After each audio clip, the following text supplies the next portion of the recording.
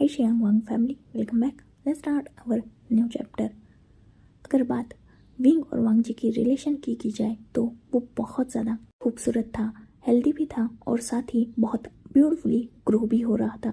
दोनों के बीच की बॉन्डिंग अच्छी खासी स्ट्रांग हो चुकी थी। साथ ही उनके क्यूट मोमेंट्स भी उन दोनों को बहुत ज़्यादा एक दूसरे के करीब भी ला रहे थे और दोनों को खुश भी कर रहे थे। जैसे आज वांग जी का विंग के लिए लंच लाना विंग को बहुत खुश कर गया था। ऐसे ही ब्यूटीफुल मोमेंट्स धीरे धीरे एक हेल्दी रिलेशनशिप डेवलप करते हैं। बहुत कॉम्प्लिकेटेड ऐसा कुछ भी नहीं था उन दोनों की रिलेशनशिप में। इनफैक्ट एक हेल्दी बाउंडिंग थी, एक ऐसी बाउंडिंग जो उन दोनों को एक दूसरे से कहीं ना कहीं कनेक्ट कर रही थी। उस दिन ऑब्वियसली वांग जी की छुट्टी हुई और उसे घर जाने का कोई भी मन नहीं था, तो वो विंग के साथ ही विंग के ऑफिस में रहता है। लंच होने के बाद विंग वांग जी को खुद पूरे ऑफिस का टूर कराता है। कुछ सीनियर्स, कुछ कलीग्स जो विंग के करीब थे, विंग उन्हें भी वांग जी से इंट्रोड्यूस करता है। विंग जब वांग जी का हाथ पकड़े, उसे प्यार से होल्ड किए, सबसे इंट्रोड्यूस करा रहा था, तब वांग जी बहुत ज़्यादा हैप्पी था क्योंकि वो देख सकता था क्लियरली विंग की आंखों में वो शाइन जब वो वांग जी को अपना ओमेगा कह रहा था। साथ ही विंग की वो पकड़ जो वांग जी के हाथों पर बहुत स्ट्रांग थी, जो वांग जी को अंदर से एक सिक्योर फीलिंग दे रही थी। सबके सामने वांग जी पर विंग का हक जताना, उसे प्राउडली अपना बोलना, उसे अपने इक्वली ट्रीट करना, हो सके उतना उसे कंफर्ट देना, सच में ये सब कुछ बहुत न्यू था वांग जी के लिए। सच में विंग के आने के बाद उसकी लाइफ पूरी तरीके से चेंज हो चुकी थी, बहुत पॉजिटिवली चेंज। उसे आज तक रिलेशनशिप का कोई भी आइडिया नहीं था क्योंकि आज तक वांग जी ने कभी भी इन चीज़ों में पढ़ने की कोशिश ही नहीं की। पर उसका फर्स्ट रिलेशनशिप विंग के साथ था जो बहुत खूबसूरत था। सच में विंग जैसा स्वीट, केयरिंग, प्रोटेक्टिंग अल्फा पाकर वांग जी खुश था। वही ये सिचुएशन सिर्फ वांग जी की नहीं थी बल्कि विंग की भी थी। ऑब्वियसली वांग जी भी बहुत ज़्यादा पोलाइट था, सबको इक्वली ट्रीट कर रहा था। ऑब्वियसली वो ब्यूटीफुल था पर उसे अपनी ब्यूटी का बिल्कुल भी घमंड नहीं था। बाकी ओमेगास की तरह उसे बहुत बोल्ड अपनी लाइफ को जीना पसंद नहीं था। पैसों के पीछे वो भागता नहीं था और एक सिंपल लाइफ कैरी करता था। जैसे विंग की इमेज टोटली क्लियर थी अपनी प्राइवेट लाइफ में, वैसे ही वांग जी की इमेज भी टोटली क्लियर थी। वो दोनों भी एक दूसरे के फर्स्ट थे और इसी बात से वो दोनों भी खुश थे। खैर वो दिन तो उनका बहुत खूबसूरती में ऑफिस में ही बीतता है और इवनिंग में वांग जी विंग के साथ ही घर आता है। नॉर्मली उनका डेली रूटीन स्टार्ट हो चुका था। विंग और वांग जी अपने रूम में जाते हैं, चेंज करते हैं, फ्रेश होते हैं और नीचे आकर डिनर करते हैं। हमेशा की तरह एक दूसरे को कडल करके नाइट में सो जाते हैं। नेक्स्ट डे मॉर्निंग विंग अपने रूटीन की तरह उठता है, फ्रेश हो चुका था। इनफैक्ट उसने आज खुद को वेली प्रिपेयर भी कर लिया था पर अभी तक वांग जी बेड पर ही था। ऑब्वियसली वांग जी की छुट्टी चल रही थी तो विंग ने उसे उठाना सही नहीं समझा। वांग जी आज बहुत देर तक सो रहा था और विंग जब ये देखता है वो बहुत साइलेंटली अपने सारे वर्क करता है। इनफैक्ट वो छोटी सी भी नॉइज नहीं होने देता ताकि वांग जी उठ ना जाए। वो वांग जी को अच्छी तरीके से कंबल से ढक करता है और इवन उसने आज अपने रूम्स के कर्टन तक नहीं ओपन किए थे। उसका मोबाइल भी साइलेंट पर था और वांग जी का मोबाइल भी उसने साइलेंट पर करके रखा था क्योंकि वांग जी आज बहुत डीप स्लीप में सोया हुआ था।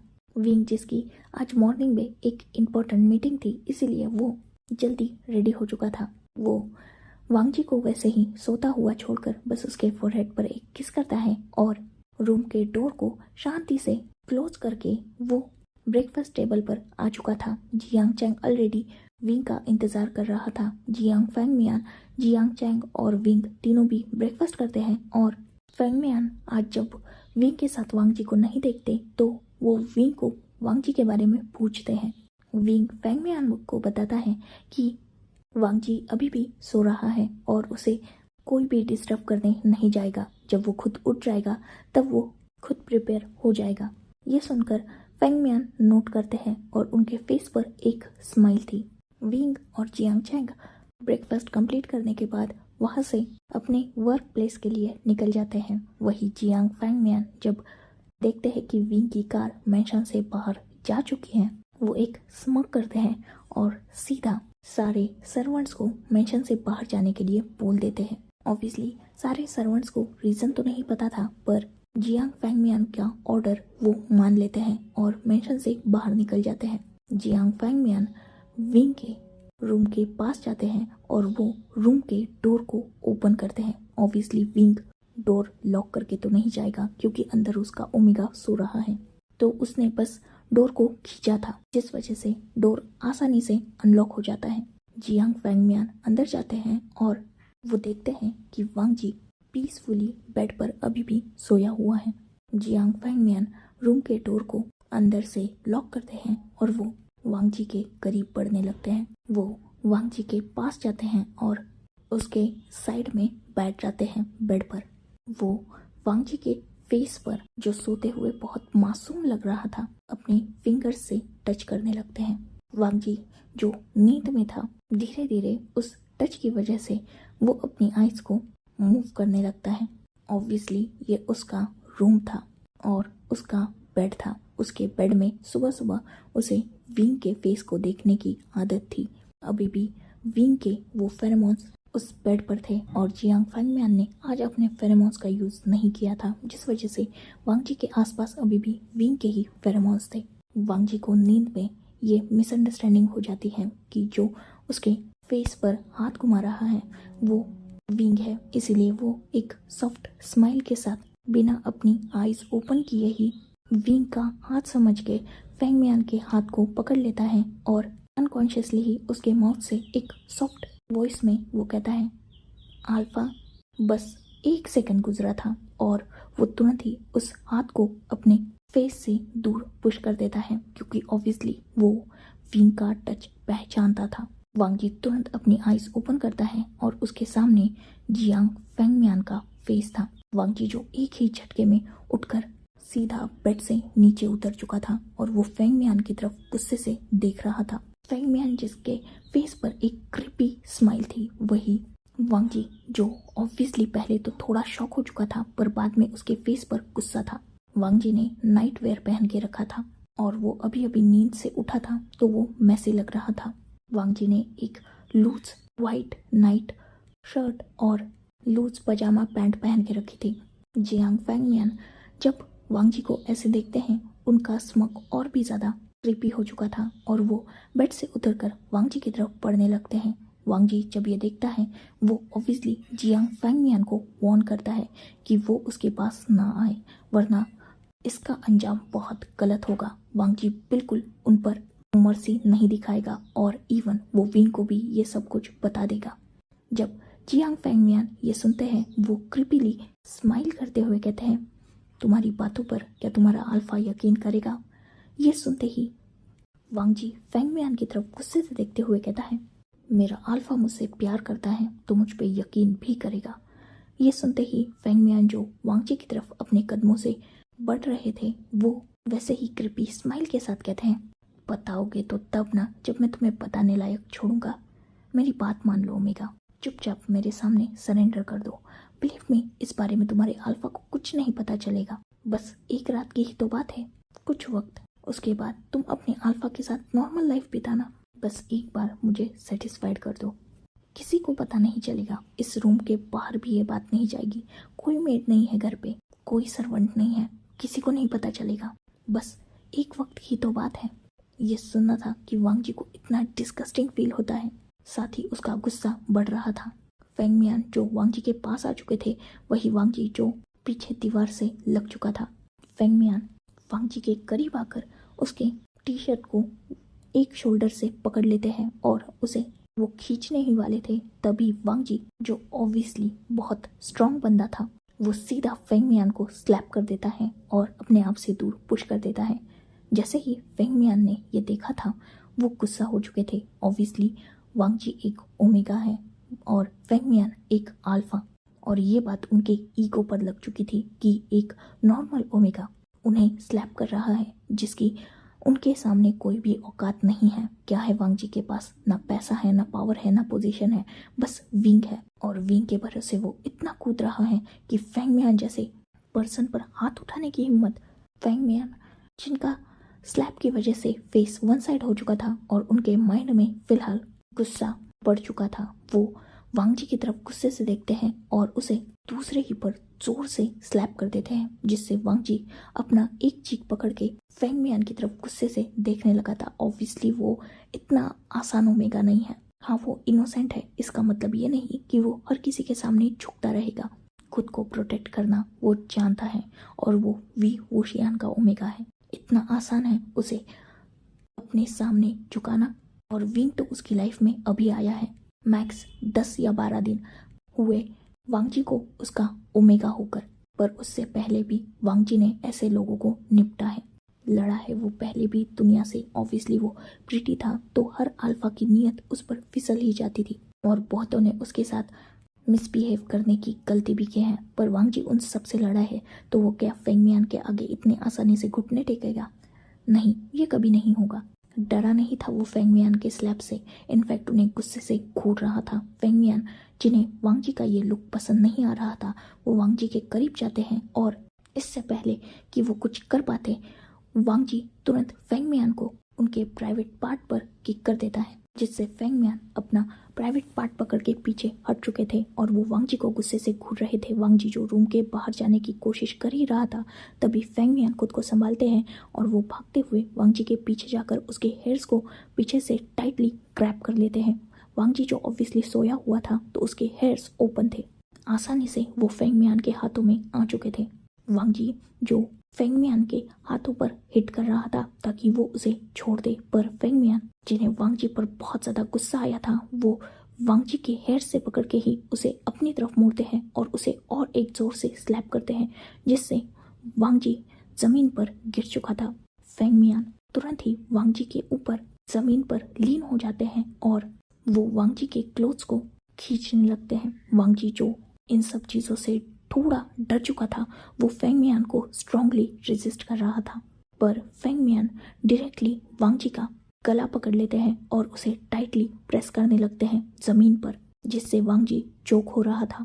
फेंग मियान जो वांग जी के फेस के करीब झुक रहे थे उसे किस करने के लिए, पर वांग जी जो अभी भी रेजिस्ट कर रहा था, वो फेंग मियान को फिर से अपने पैर से बहुत जोर से हिट करता है, जिससे फेंग मियान साइड में हट चुके थे। वांग जी जो डर चुका था वो तुरंत ही डोर के पास भागता है और डोर को अनलॉक करने ही वाला था, तभी फेंग मियान फिर से पीछे से उसे ग्रैब कर लेते हैं और उन्होंने पीछे से वांग जी की शर्ट को खींच लिया था और वो वांग जी के नेक के करीब अपने फेस को लेके जा रहे थे।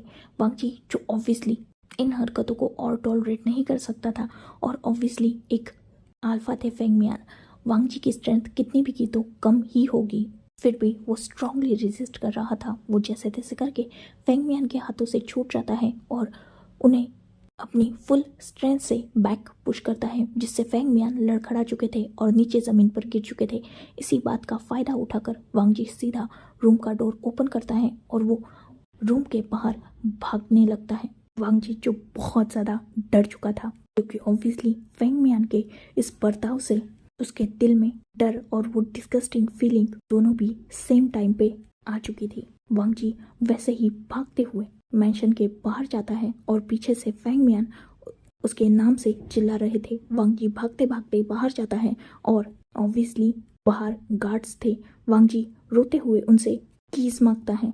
वो गार्ड्स भी जो वांग जी को ऐसे देखकर डर चुके थे और वांग जी जो चिल्ला रहा था कीज के लिए, वो उसे कीज दे देते हैं। वांग जी सीधा कार में बैठता है और कार फास्टली ड्राइव करने लगता है। वांग जी जो बहुत ज़्यादा रो रहा था, डर चुका था, साथ ही बहुत डिस्गस्टिंग फील कर रहा था फेंग मियान के टच से, वो बिना सोचे समझे सीधा विंग के ऑफिस की तरफ अपनी कार को फास्टली ड्राइव करने लगता है।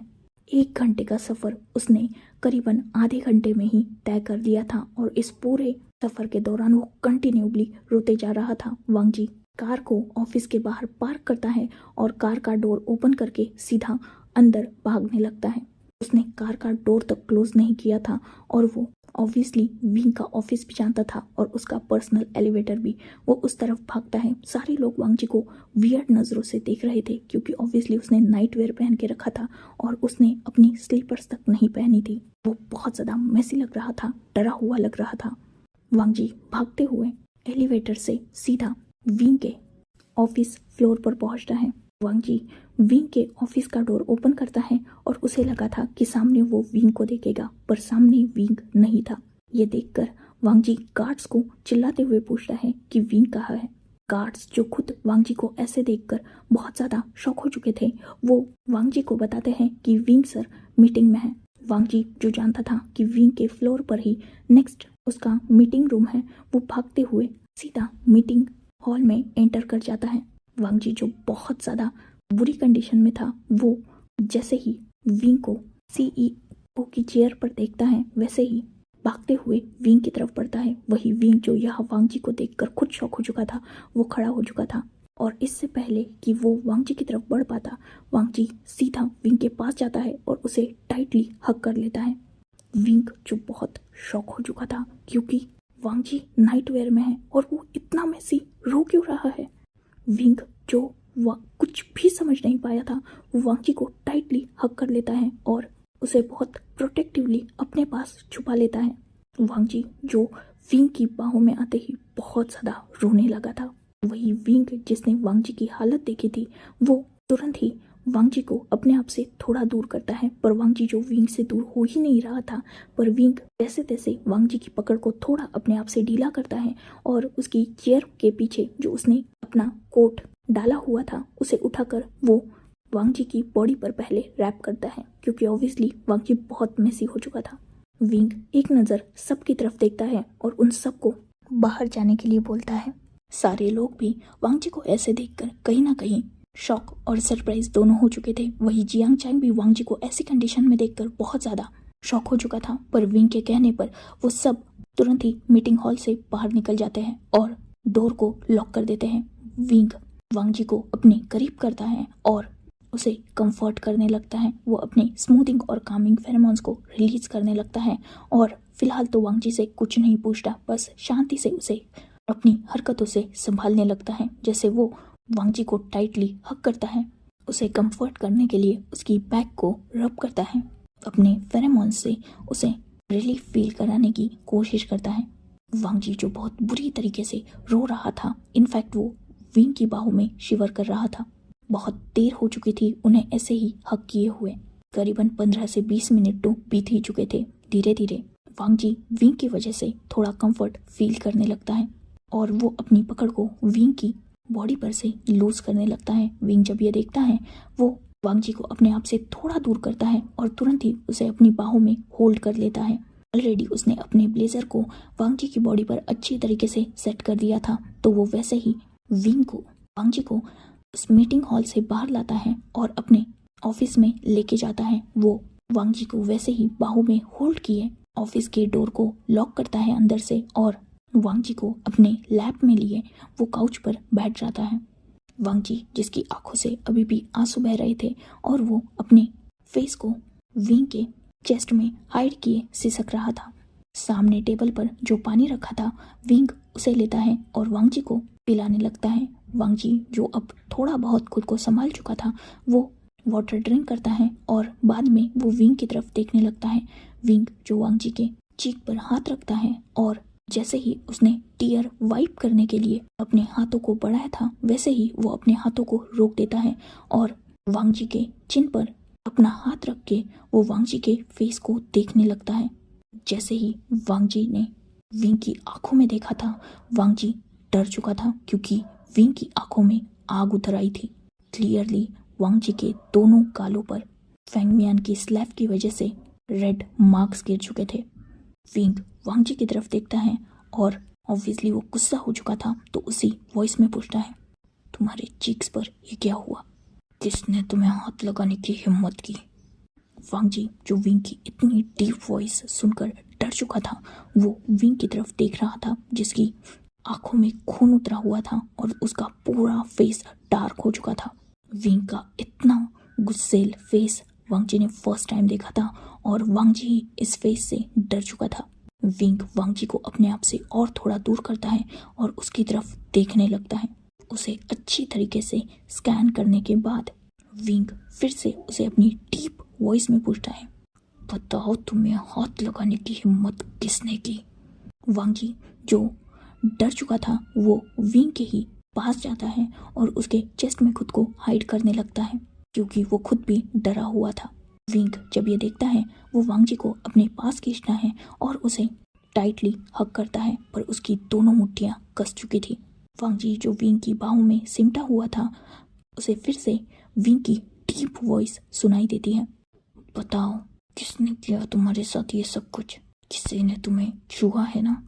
किसने हिम्मत की वीवोशियान के ओमेगा की तरफ आंख उठा के देखने की? वांगजी जो विंग के फेरोमोन से ही समझ चुका था कि वो बहुत ज्यादा गुस्सा है। क्या उसे सब कुछ बता देना चाहिए? पर क्या ये ठीक रहेगा? क्या विंग उस पर यकीन करेगा? अगर विंग ने उस पर यकीन नहीं किया तो विंग उससे दूर हो जाएगा। नहीं, वांगजी ऐसे नहीं होने दे सकता। वो विंग से बहुत प्यार करता है, इसीलिए तो आज इतना सब कुछ होने के बाद भी वांगजी इतना दूर ड्राइव करके पागलों की तरह भागते हुए विंग के पास ही आया, क्योंकि वो विंग के पास अपना कंफर्ट ढूंढने लगा है। सिक्योर फील करता है वो इस अल्फा के पास जो अब उसका हस्बैंड है और वो इसको खो नहीं सकता। फेंग मियान ने जो उससे बात कही वो उसके माइंड में घूम रही थी कि क्या उसका अल्फा उस पर यकीन करेगा। इस बात पर तो डाउट वांगजी को भी है, क्योंकि उसने अब तक विंग का वो लविंग केयरिंग साइड ही देखा है, पर ट्रस्ट क्या 10-12 दिन की इस शादी में विंग वांगजी पर ट्रस्ट कर पाएगा? अगर वांगजी फेंग मियान का नाम बताएगा तो क्या विंग यकीन करेगा उस पर, या फिर वो वांगजी को ही गलत समझ के उसे अपनी लाइफ से निकाल देगा? नहीं, वांगजी विंग की लाइफ से निकलना नहीं चाहता। वो विंग से प्यार करने लगा है, वो विंग को अपने आप से दूर नहीं जाने दे सकता। फेंग मियान को तो उसने खुद ने भी अच्छा खासा सबक सिखा दिया है, तो हो सकता है फेंग मियान आगे से ऐसा ना करे। पर अगर आज उसने विंग को सब सच बता दिया तो हो सकता है विंग उसे अपनी लाइफ से धक्के मारकर बाहर निकाल दे। पहले अगर ये सब कुछ होता तो वांगजी इन सब से मूव ऑन कर लेता, पर ये 10-12 दिन ही काफ़ी थे उसे ये समझाने के लिए कि विंग उसकी लाइफ में बहुत स्पेशल बन चुका है। नहीं छोड़ सकता वो विंग को। नहीं, वो विंग को सच नहीं बताएगा। इस प्रॉब्लम को वो खुद अपने तरीके से हैंडल करेगा, पर विंग को वो अपनी लाइफ से दूर नहीं जाने देगा। डर चुका है वो विंग के दूर जाने के सोच से ही डरता है वो विंग को खोने से। वो पहले ही अपनी लाइफ में बहुत कुछ फेस कर चुका है, बहुत कुछ खो चुका है। अपने पेरेंट्स को, अपने ब्रदर को बहुत कम उम्र में खोया है उसने।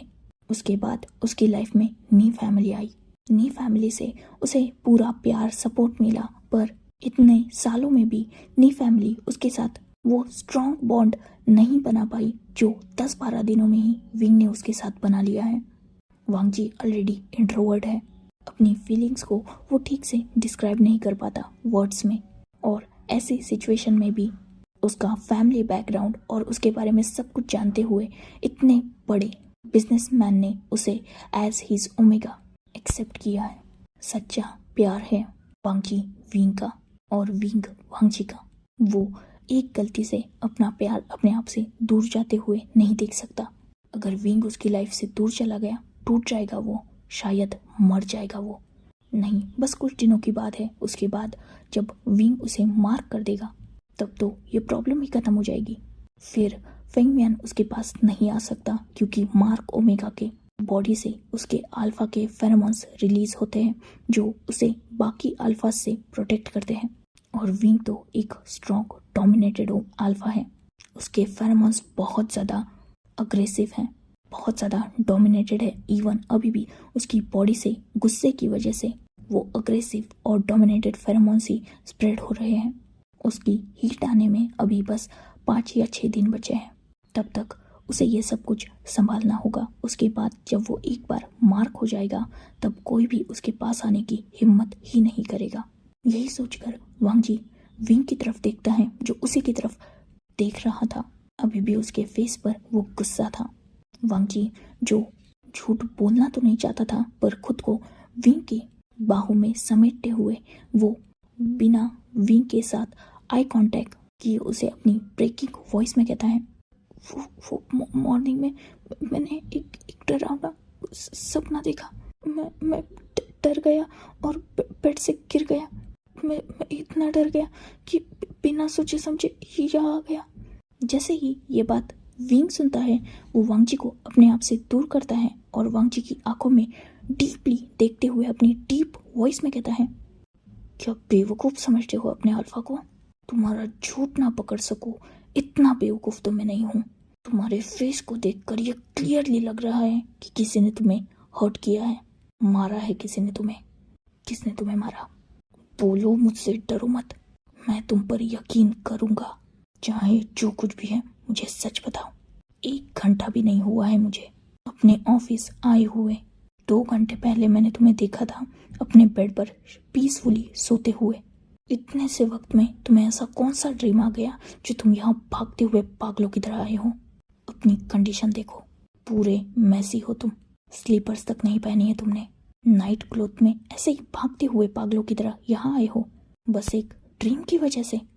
ऐसा हो ही नहीं सकता। कोई भी ड्रीम तुम्हें इतना नहीं डराएगा कि तुम भागते हुए मेरे पास आओगे। वांगजी जो जानता था कि विंग हद से ज़्यादा क्लेवर है और वो इस बात पर यकीन तो नहीं करेगा, पर उसे विंग को इसी बात पर यकीन दिलाना होगा, इसीलिए वो विंग को और भी टाइटली हग करते हुए ब्रेकिंग वॉइस में कहता है, नहीं, मैं सच में गिर गया था और मुझे लग गया। मैंने देखा कि तुम्हें कोई हर्ट कर रहा है, तो मैं भागते हुए तुम्हारे पास ही आ गया, क्योंकि अपनी आंखों के सामने तुम्हें ठीक देखना चाहता था। बिलीव मी, इससे ज़्यादा कुछ नहीं। विंग जब ये सुनता है, वो एक डीप ब्रेथ लेता है।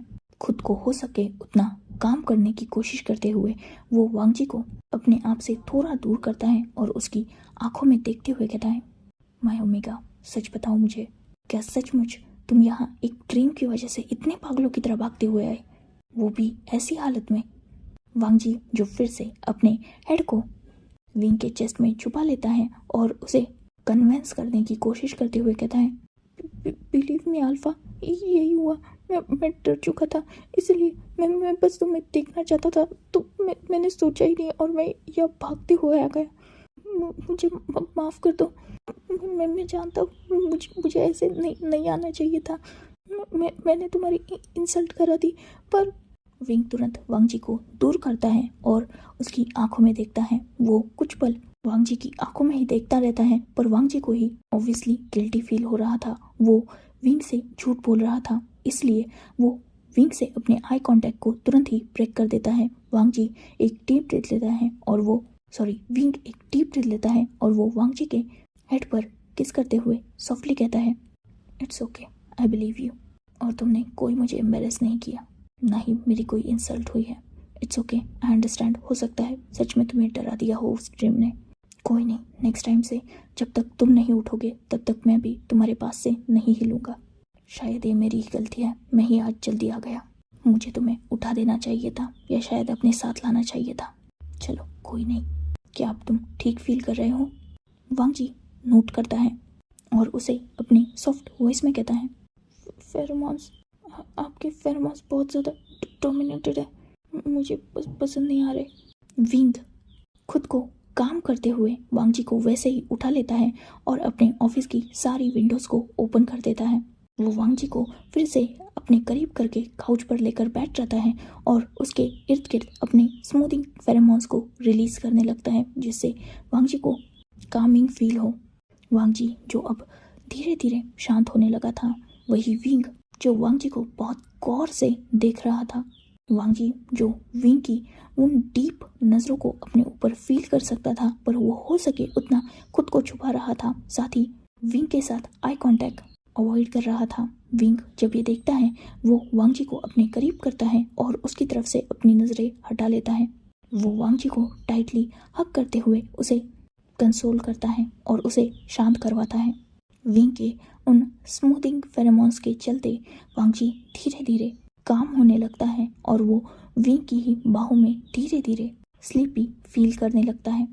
विंग वांगजी को अपनी आगोश में लेकर उसे वैसे ही कंफर्टेबली सुला लेता है। विंग जब देखता है कि वांगजी पूरी तरीके से सो चुका है, वो वांगजी को काउच पर कंफर्टेबली लिटा देता है और उसके ऊपर अपने ब्लेजर को ठीक से डालकर उसे कवर कर देता है। वो अपने पॉकेट से मोबाइल बाहर निकालता है और विंडो के पास जाकर खड़ा हो जाता है। वो किसी को कॉल करता है और करीबन 2 से 3 मिनट उस पर्सन से बात करने के बाद विंग तुरंत ही वांगजी के पास वापस आ जाता है। वांगजी अभी भी पीसफुली सोया हुआ था। विंग कुछ देर तक वही रुकता है और बाद में वो अपने ऑफिस का डोर ओपन करके बाहर चला जाता है। जैसे ही वांगजी को कैबिन में छोड़ के विंग अकेला बाहर आया था, चैंग जो वरीडली अभी भी वही टहल रहा था, वो विंग के पास आता है और उसे पूछता है कि वांगजी को हुआ क्या है और वो ऐसे यहाँ आया क्यों, क्या कुछ उसके साथ गलत हुआ है। विंग एक डीप ब्रेथ लेता है और चैंग की तरफ देखते हुए उसे वही बताता है जो वांगजी ने उसे बताया। ये सुनकर चैंग स्माइल करता है और वो विंग की तरफ देखते हुए कहता है, सच में वो बहुत ज़्यादा इनोसेंट है, जिस वजह से शायद ड्रीम से डर गया। कोई नहीं, तुम उसे संभालो। मीटिंग मैंने ऑलरेडी शाम को शेड्यूल कर दी है। विंग चैंग की तरफ देखता है और स्टिफली कहता है, मैं मीटिंग नहीं अटेंड करूँगा, तुम्हें वो सब देख लो, मैं वांगजी को लेकर कहीं बाहर जाता हूँ, वो बहुत डर चुका है। और एक काम करो, किसी सर्वेंट को बोलकर वांगजी के क्लोथ्स यहाँ मंगवा लो, मैं उसे लेकर कहीं बाहर जा रहा हूँ, थोड़ा घूमेगा तो इन सब चीज़ों से बाहर निकलेगा। चैंग नोट करता है और वो तुरंत वहाँ से निकल जाता है। विंग वापस अपने ऑफिस में जाने ही वाला था, तभी एक पर्सन उसके पास आता है और उसे एक फाइल देते हुए विंग को बोलता है उसकी सिग्नेचर चाहिए, ये अर्जेंट है और इसे आगे डिलीवर करना है। विंग उस एम्प्लॉय से कहता है कि ये सब बाद में हो जाएगा, पर वो एम्प्लॉय विंग को बोलता है कि ये इम्पोर्टेंट है और बस एक सिग्नेचर करनी है, तो प्लीज़ विंग सर उस सिग्नेचर को कर दे ताकि उनका वर्क आगे बढ़ सके। विंग एक डीप ब्रेथ लेता है और उस फाइल को अपने हाथ में लेकर उसे ऊपर के ऊपर रीड करने लगता है। विंग उस फाइल पर सिग्नेचर करके उस फाइल में वो पेन डालकर उसे क्लोज करता ही है, तभी उसे अंदर से वांगजी की आवाज़ आती है। विंग तुरंत उस फाइल को उस एम्प्लॉय के ऊपर लगभग थ्रो कर देता है और ऑफिस डोर ओपन करके तुरंत अंदर जाता है। वो देखता है कि वांगजी उठ चुका है और उसी को ढूंढ रहा है और उसके नाम से चिल्ला रहा है। विंग तुरंत वांगजी के पास जाता है और उसे अपने पास करता है। वांगजी जैसे ही विंग को देखता है, वो विंग को हग कर लेता है और उसे पूरी तरीके से चिपक जाता है। विंग जो वांगजी के लिए बहुत ज़्यादा वरीड हो चुका था और उसे कुछ भी समझ नहीं आ रहा था, एक नॉर्मल ड्रीम से वांगजी का इतना बुरा हाल हो गया कि वो ऐसे बिहेव कर रहा है। क्या सच में ये सब कुछ ड्रीम की वजह से हुआ है? खैर, फिलहाल उसके पास कोई रास्ता नहीं था सिवाय वांगजी को कंफर्ट करने के और उसकी बातों पर यकीन करने के, तो वो वही करता है। वो वांगजी को संभालने लगता है और उसे बोलता है कि उसे डरना नहीं है, विंग उसके साथ ही है, वो कहीं नहीं जा रहा उसे छोड़कर। वांगजी विंग को जब फिर से अपने पास देखता है तो वो फिर से कंफर्ट फील करता है और अब वो विंग को बिल्कुल नहीं छोड़ रहा था। इवन वो विंग की लैब में ही बैठा हुआ था। वही विंग भी कुछ नहीं कहता, वो वैसे ही वांगजी को होल्ड किए उसके पास ही बैठा रहता है। करीबन आधा घंटा बीत चुका था और वो दोनों बिल्कुल साइलेंट थे। बस वांगजी विंग से वैसे ही चिपका हुआ था, वही विंग भी कुछ भी मूव नहीं कर रहा था और वो बस वांगजी को कंफर्ट कर रहा था, अपनी बातों से नहीं, फिर से अपनी हरकतों से। करीबन आधे घंटे बाद उनके ऑफिस डोर पर नॉक होता है और विंग अंदर आने की परमिशन देता है। तब चैंग अपने हाथों में एक बैग लिए अंदर आता है, पर इस बार चैंग के आने के बावजूद भी वांगजी विंग को नहीं छोड़ रहा था। इवन वो और भी ज़्यादा विंग से लिपट चुका था। चैंग जो समझ सकता था कि हो सकता है सिचुएशन थोड़ी कॉम्प्लिकेटेड है, इसीलिए वो भी बस विंग की तरफ देखता है और उस बैग को बढ़ाते हुए सॉफ्टली कहता है, इसमें ब्रदर इन लॉ के क्लोथ्स हैं, मैंने बात कर ली है, तुम जा सकते हो बाहर। इतना बोलकर वो उन बैग्स को विंग के टेबल पर रख देता है सामने वाली और वहाँ से निकल जाता है। विंग वांगजी को अपनी बाहों में होल्ड करता है और उस बैग को भी पकड़ लेता है। वो ऑफिस अटैच रूम में जाता है और उसके बाथरूम में वांगजी को लेके जाता है। वो वांगजी को बाथ टब में बिठा देता है और वार्म वाटर को ऑन कर देता है। विंग वांगजी की तरफ देखता है और सॉफ्टली कहता है, माय ओमेगा, चलो बात ले लो और चेंज कर लो, हम बाहर जाएंगे। मेरा ओमेगा डर चुका है ना, तो आज वो पूरा दिन अपने अल्फा के साथ रहेगा ताकि उसे डर ना लगे। वांग जी नोट करता है। विंग वांग जी की तरफ उन क्लोथ्स की बैग को बढ़ा देता है और उसे सॉफ्टली कहता है, इन्हें पहन के बाहर आ जाओ, मैं बाहर तुम्हारा इंतजार करता हूँ। जैसे ही वांग जी यह सुनता है, वो तुरंत विंग का हाथ पकड़ लेता है और उसे हेजिटेटली बोलता है, मत जाओ, यही रुको। विंग ये सुनता है तो वांग जी की तरफ थोड़ा कन्फ्यूजिंगली देखते हुए कहता है, क्या तुम कंफर्टेबल हो? अगर मैं यहाँ रुका तो? वांग जी तुरंत विंग की तरफ अपनी नजरें करता है और स्ट्रांगली कहता है, क्या प्रॉब्लम है? ओमेगा हूँ मैं तुम्हारा, क्या तुम मेरे पास नहीं रुक सकते? विंग तुरंत उस बाथ टब के साइड में बैठ जाता है और वो वांग जी को अपने करीब करता है। वो वांग जी के फोरहेड पर किस करते हुए सॉफ्टली कहता है, मैं ओमेगा, मुझे कोई प्रॉब्लम नहीं है, मैं यहाँ रुक सकता हूँ। मैंने ये बस तुम्हारे लिए कहा, मुझे लगा तुम कंफर्टेबल नहीं हो। ऐसा कुछ नहीं है कि मैं तुमसे दूर जाने की कोशिश कर रहा हूँ या कुछ और। ऑब्वियसली तुम मेरे हो और मैं तुम्हारा हूँ, गलत मत समझो कुछ, ठीक है? तुम चाहते हो ना मैं यही हूँ, डरो मत, घबराओ मत, ठीक से बात लो, ठीक है? क्या मैं हेल्प कर दूँ तुम्हारी? वांग जी बिना किसी हेजिटेशन के नोट करता है। विंग एक सॉफ्ट स्माइल करता है और वो वांग जी की हेल्प करने लगता है। ऑब्वियसली वांग जी के लिए ये थोड़ा अनकंफर्टेबल था, पर आज की इन हरकतों ने उसे डरा दिया था। उसे अब खुद विंग के करीब जाना था। वैसे भी उन दोनों में प्यार तो है ही, तो इन सब चीज़ों के लिए भी वो क्यों पीछे हटे? यही सब कुछ वांग जी सोच रहा था। वही विंग जो एक अलग ही सोच में खोया हुआ था। ऐसा नहीं था कि वो वांग जी की केयर नहीं कर रहा था, पर वो कुछ और ही सोच रहा था। वांग जी का अचानक इतना चेंज बिहेव विंग को कुछ खास समझ नहीं आ रहा था। उसका अचानक डरना, ऐसे मैसेली यहाँ आना और उससे दूर बिल्कुल ना जाना। वांग जी ऑब्वियसली एक शाय पर्सन है। नॉर्मली विंग अगर उसे किस भी करता है तो वांग जी शर्मा जाता है, और ऐसे में वांग जी का इतना बोल्डली ये कहना कि वो यहाँ रुक सकता है और उसे अनकंफर्टेबल नहीं लगेगा, ये बहुत वियर्ड था। क्या एक ड्रीम इतना चेंज कर सकता है इंसान को? ऑब्वियसली जवाब वांग जी भले ही छुपा रहा हूँ, पर विंग तो जानता है ना।